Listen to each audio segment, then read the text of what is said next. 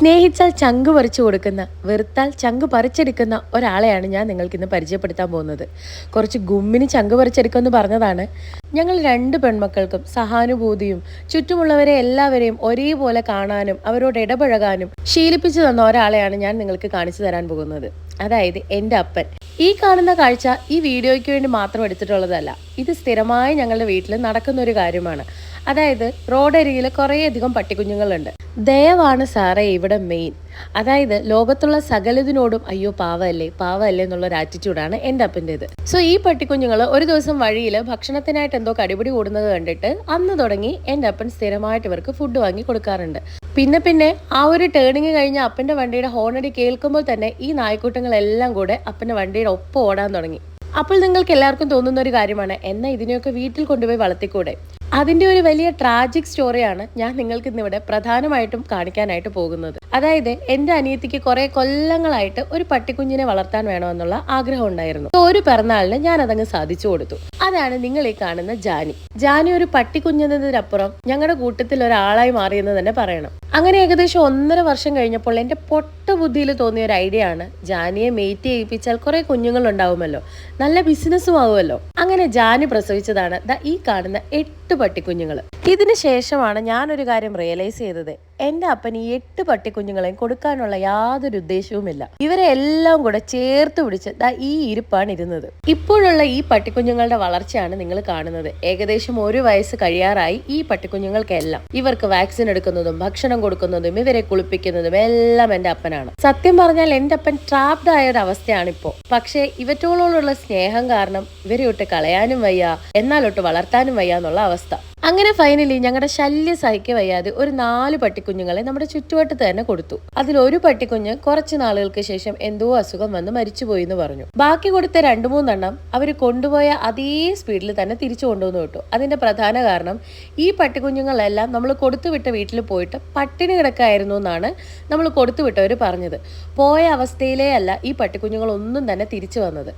അന്ന് എൻ്റെ അപ്പൻ ഉറപ്പിച്ചു, ഇനി ഒരെണ്ണത്തിനെ പോലും ഈ വീട്ടിൽ നിന്ന് കൊടുക്കില്ല. ഞാനും എൻ്റെ അനിയത്തിയും ജോലി ചെയ്യുന്നത് ഖത്തറിലാണ്. എൻ്റെ ഡെലിവറിക്ക് ശേഷം കുഞ്ഞിനെ നോക്കാനും എനിക്കുള്ള കെയർ തരാനുമായിട്ട് അമ്മ ഇങ്ങ് എത്തിയിട്ടുണ്ട്. എൻ്റെ അപ്പൻ ഒറ്റയ്ക്കാണ് നാട്ടിലുള്ളത്. ഒറ്റയ്ക്കെന്ന് പറയാൻ പറ്റില്ല, അപ്പനും ജാനിയും ഈ 7 പട്ടിക്കുഞ്ഞുങ്ങളും. എനിക്ക് പലപ്പോഴും എൻ്റെ അപ്പനൊരു അത്ഭുതമായിട്ടാണ് തോന്നാറുള്ളത്. എല്ലാ പെൺമക്കൾക്കും അവരുടെ അച്ഛൻ സൂപ്പർ ഹീറോ ആണ്. അതേപോലെ തന്നെ എനിക്കും. പണ്ടൊക്കെ എൻ്റെ അപ്പനെ ഞാൻ പറഞ്ഞത് വെറുതെയല്ല ഭാര്യയിലെ ജയറാമിന്റെ അതേ സ്വഭാവമാണെന്നാണ്. പക്ഷെ ഇന്ന് കണ്ടുവരുന്ന വാർത്തകൾ കാണുമ്പോൾ ഞാൻ പലപ്പോഴും ഇപ്പോൾ ചിന്തിക്കാറുണ്ട്, എൻ്റെ അപ്പൻ ശരിയായിരുന്നു എന്നല്ല, ശരിയാണ്. എന്നെയും എൻ്റെ അനിയത്തെയും എൻ്റെ അമ്മയെയും ഒരു വീട്ടിൽ പോലും മാറി താമസിക്കാനായിട്ട് ഈ നിമിഷം വരെ അപ്പൻ സമ്മതിച്ചിട്ടില്ല. എൻ്റെ കല്യാണ ശേഷമാണ് ഞാൻ വേറൊരു വീട്ടിൽ പോയി മാറി താമസിക്കുന്നത്. പഠനകാലത്ത് ഹോസ്റ്റലിലും ജോലി ചെയ്യുന്ന സമയത്ത് ക്വാർട്ടേഴ്സിൽ നിന്നിട്ടുണ്ട്. അവിടെ എല്ലാം മിക്ക സമയങ്ങളിലും അപ്പൻ എത്തുമായിരുന്നു. എന്തെങ്കിലും വീട്ടിൽ സ്പെഷ്യൽ ഉണ്ടാക്കിയാൽ ആ ഭക്ഷണ പൊതിയുമായിട്ട് എന്തെങ്കിലും സാധനങ്ങൾ വാങ്ങിയാൽ അത് ആദ്യം എൻ്റെ കയ്യിൽ ഏൽപ്പിക്കാനായിട്ടൊക്കെ എൻ്റെ അപ്പൻ അവിടെ എല്ലാം എത്തിയിട്ടുണ്ട്. ഇന്ന് കൊച്ചു കുഞ്ഞുങ്ങൾക്ക് വരെ അവരുടെ സ്വന്തം വീട്ടിൽ നിന്നും അപകടങ്ങൾ സംഭവിക്കുമ്പോൾ എൻ്റെ അപ്പന്റെ ചിറകുകൾക്കടിയിൽ ഞങ്ങൾ സുരക്ഷിതരാണ്. ഇനി ഞാൻ ആദ്യം പറഞ്ഞ സ്നേഹിച്ചാൽ ചങ്ക് പറിച്ചു കൊടുക്കുമെന്ന് പറഞ്ഞ എൻ്റെ അപ്പന് വേറൊരു മുഖം കൂടെ ഉണ്ട്. ഭയങ്കര സ്ട്രിക്റ്റ് ആയിട്ടുള്ളൊരു അപ്പനെ കണ്ടാണ് ഞാൻ വളർന്നിട്ടുള്ളത്. മിണ്ടിയനും തൊട്ടേനും പിടിച്ചതിനും ഒക്കെ ഞാൻ അടികൊണ്ടിട്ടുണ്ട്. എങ്ങനെയെങ്കിലും വളർന്ന് വലുതായാൽ മതി എന്ന് പറഞ്ഞിട്ടാണ് ഞാൻ വളർന്നിട്ടുള്ളത്. 10ാം ക്ലാസ് വരെ എന്നെ പഠിക്കാത്തതിന് ഒരുപാട് ചീത്തയും പഴക്കും അടിയും ഇടിയും ഒക്കെ ഞാൻ കൊണ്ടിട്ടുണ്ട്. പക്ഷേ എൻ്റെ ഹാൻഡ് റൈറ്റിങ്ങിൽ തുടങ്ങി എൻ്റെ 10ാം ക്ലാസ്സിലെ റിസൾട്ടും എൻ്റെ ഡിഗ്രിയും എൻ്റെ പോസ്റ്റ് ഗ്രാജുവേഷനും ഞാനിപ്പോൾ വർക്ക് ചെയ്യുന്നതും എല്ലാം ആ ശിക്ഷണത്തിൽ നിന്നും എനിക്ക് കിട്ടിയിട്ടുള്ളതാണ്. ഇനി ഞങ്ങളുടെ വീട്ടിലെ ഏറ്റവും വലിയ സ്പെഷ്യാലിറ്റി എന്താണെന്ന് വെച്ചാൽ, ഞങ്ങളുടെ വീട്ടിൽ ഒരു 2004 തുടങ്ങിയിട്ട് TV ഇല്ല. ടിവിയുടെ ആവശ്യമുണ്ടെന്ന് ഞങ്ങൾക്ക് ഈ നിമിഷം വരെ തോന്നിയിട്ടുമില്ല. ഞങ്ങൾക്ക് അതിനോട് അത്ര ഇൻട്രസ്റ്റും തോന്നിയിട്ടില്ല. ടിവിയിൽ എന്ന് പറയുമ്പോൾ ഞങ്ങളുടെ കൂടെ പഠിച്ച പലർക്കും അത്ഭുതമായിരുന്നു. ഞാൻ ഇവിടെ ചെറിയൊരു വീഡിയോ ഇതിന്റെ ഒപ്പം ചേർക്കുന്നുണ്ട്. അത് കാണുമ്പോൾ നിങ്ങൾക്ക് മനസ്സിലാകും എന്തുകൊണ്ടാണ് ഞങ്ങളുടെ വീട്ടിൽ TV ഇല്ലാത്തതും ഞങ്ങൾ എന്തുകൊണ്ട് അത് മിസ് ചെയ്യുന്നില്ല എന്നുള്ളത് മനസ്സിലാവും.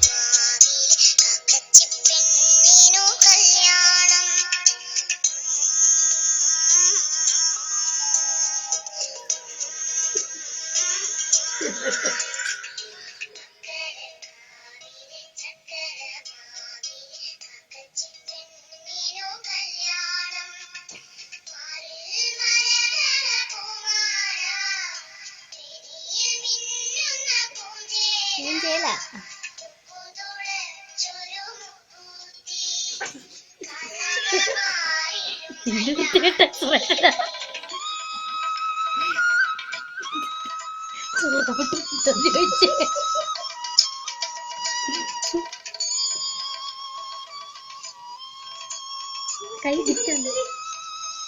അത് എന്നാ കളിച്ചു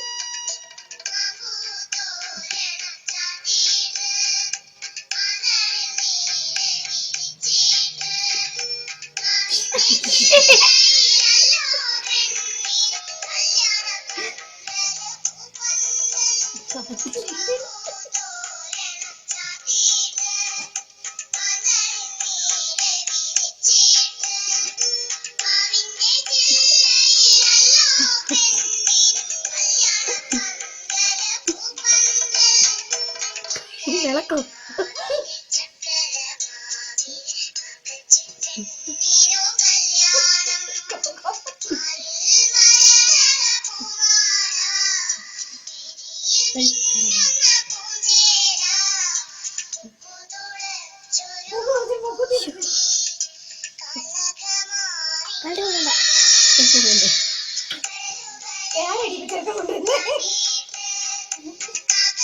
ഞാൻ വന്നാ മതി.